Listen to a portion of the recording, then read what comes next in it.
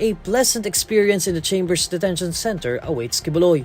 The arrest order against Kibuloy follows the pastor's absence during a House of Representatives panel hearing on issues hounding the Sunshine Media Network International despite his lawyer's request for a short reprieve. Tony, we understand you met with the Apollo Kibuloy this week. Ano po ibang kinalabasan ng meeting niyo? And tanong ng lahat ngayon, is he going to face either the Senate or the House of Representatives? We will know that po because to the extent that I can reveal it to the public without compromising a lawyer-client relationship, hindi lang naman po ako actually ang nakipagpulong kay Pastor Apollo Kibuloy.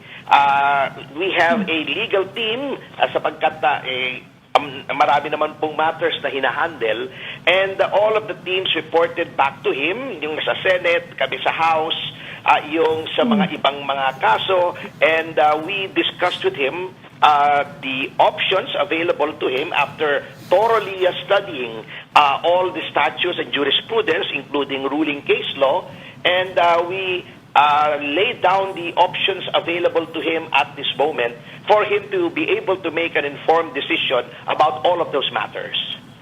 Okay. Ano po kaya yung mga options na yon? And ano po kaya yung pinakamalapit na napupuso ang option ni Pastor Kibuloy? Well, I'm not at liberty to discuss that kasi mare-reveal po yung that would be part of lawyer-client work product that we cannot reveal without the express consent of our client. Kahapon po, ang sabi niya sa akin, after we have laid down the options to him, he will go on a period of prayer and contemplation to ask for divine guidance on how best to approach the issues he's facing. Okay, you won't exactly say, attorney, that he is in hiding. You won't say that. So what? Naman with hiding, nagpakita nga sa amin.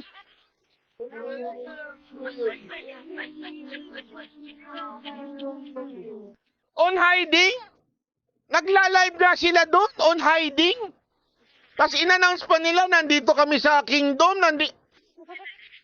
Nakalokohan na on hiding. Kita mo, script nitong mga media na to, para talagang palabasin guilty si Kibuloy. On hiding.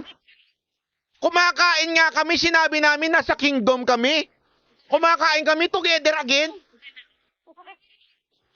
Tapos nagpunta pa sa mountain, nandun pa sa eskwelahan, nandun si Kibuloy. Ano yun? AI? Multo? Hirang buhay, in hiding. Hindi. Tama ba ako o mali? Ang klaseng pasimpleng pautot yan, on hiding si Kibuloy ba? On hiding si Kibuloy? Miss Spencer, maraming salamat po Kalma. Baby, kalma. Huwag mo naman akong bigyan ng dahilan para tabihan ka. Kalma. How should we describe the pastor's state right now? He's not in hiding. He is very calm. He is assuaged by the balm of his clear conscience and believes in his innocence.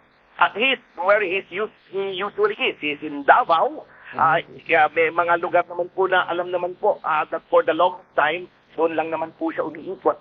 Yung Glory Mountain, Prayer Mountain, yung malapit po sa airport kung saan nandun yung Kingdom, where the Kingdom of Jesus Christ has administrative offices. Yun lang naman po siya paikot-ikot. Kaya nga ako natatawa dito Siguradong yung sagot ni Attorney Topacio na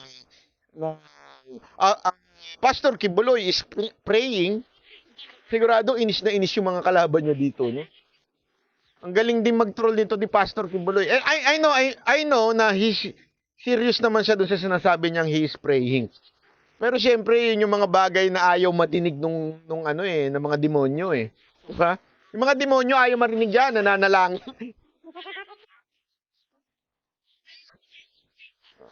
Kaya tuloy, kasi alam niyo ba kung asan yung Kingdom? Pag kayo lumipad ng eroplano doon sa Davao, makikita mo yung Kingdom katabi ng airport.